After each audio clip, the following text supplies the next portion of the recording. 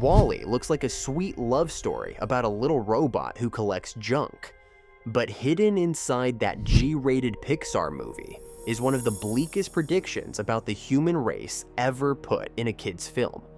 It's not in the dialogue. The humans barely speak. It's in the background, in the details Pixar put on screen and trusted you not to look at too closely. And when you actually piece them together, WALL-E isn't a cute robot romance. It's a quiet, step-by-step explanation of exactly how humanity ends.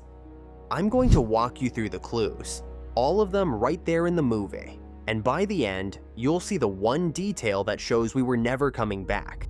Start with the thing everyone notices but nobody thinks hard about. The first 40 minutes of WALL-E have almost no humans and almost no dialogue. We know why that's beautiful. It's bold, silent storytelling. But look at what it's showing you. Earth is a wasteland, not damaged, dead.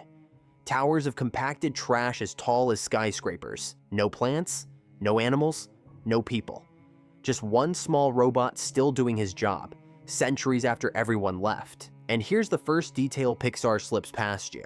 The skyscrapers in the background? Some of them aren't buildings.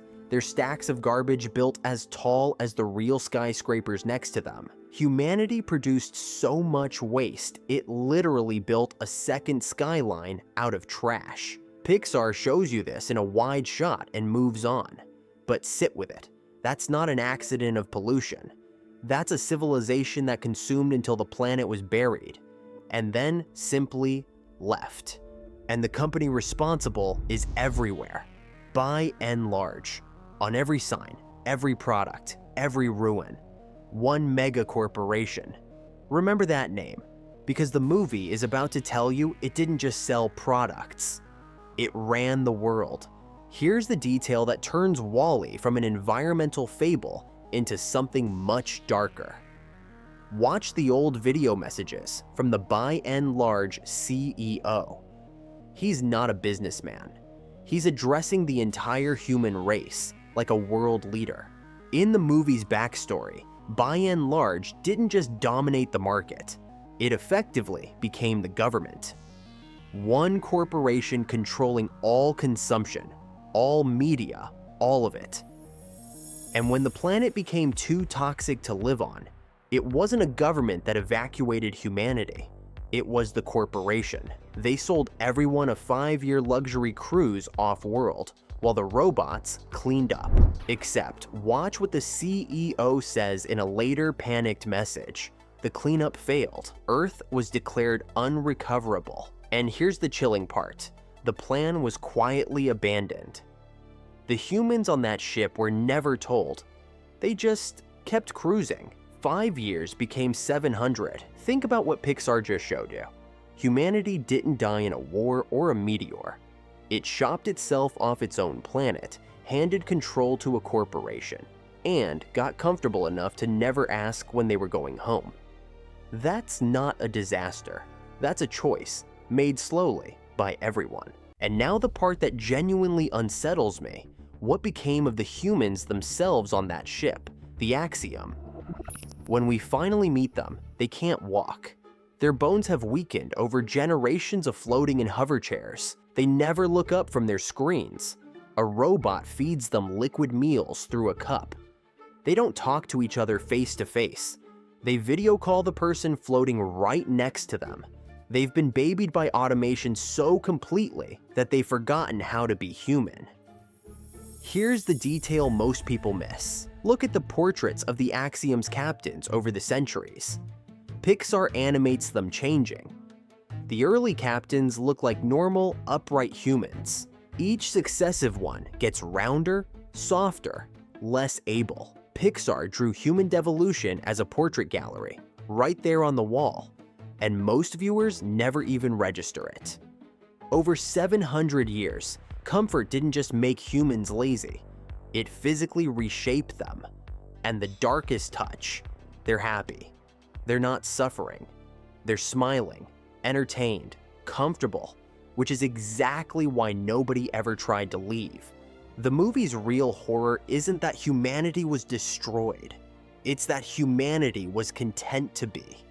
That's a much scarier ending than any explosion. So remember what I promised at the start, the detail that shows we were never meant to return. Here it is. The entire plot hinges on one tiny plant. Wall-E finds a single living seedling on the dead Earth. That plant, placed in the ship's scanner, is supposed to automatically trigger the return home. Simple, except the ship's autopilot, Otto, the wheel, actively tries to stop it. And here's the reveal. Otto is following a secret directive from that same abandoned by N large order. Directive A113. Yes, the same A113, hidden in every Pixar film. The order says, never return to Earth. It's unrecoverable. Keep the humans in space forever. Think about what that means. The machine wasn't malfunctioning.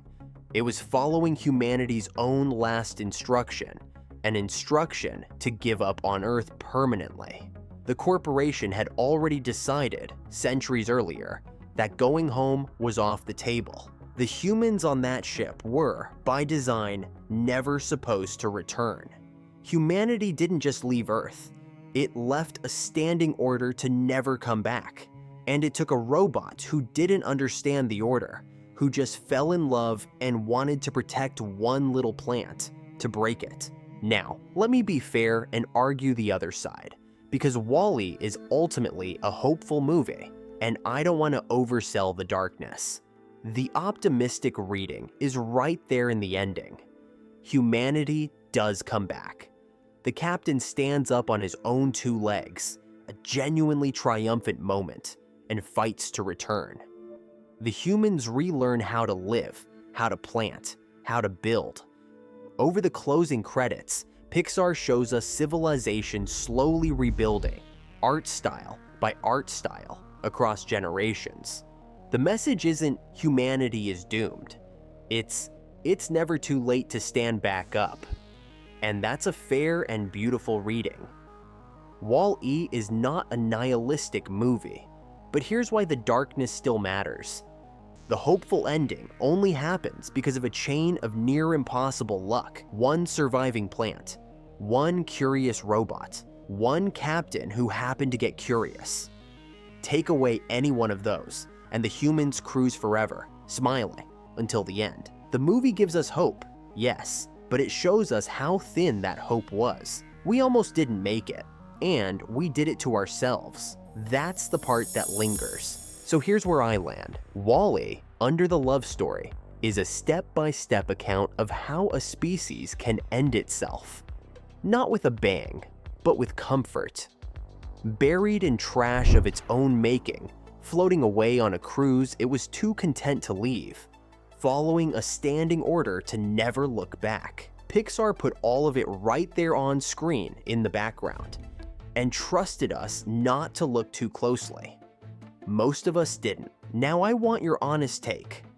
Is Wall-E secretly one of the darkest warnings Pixar ever made? Or is it ultimately a hopeful movie, and I'm dwelling too much on the shadows? Drop dark warning or hopeful in the comments, and tell me which background detail unsettled you most. I'm replying for the first hour this goes live, so come talk to me. And the question I can't shake, the humans in Wall-E didn't lose their world to a villain. They lost it to comfort. So, how far away are we really? Because that's the part Pixar actually wanted you to sit with. If you want to see how Wall-E fits into the bigger picture, how it's secretly the climax of every Pixar movie connected together, that theory pairs perfectly with this one. And it's right there. Hit subscribe because we are just getting started on Pixar. See you in the next one.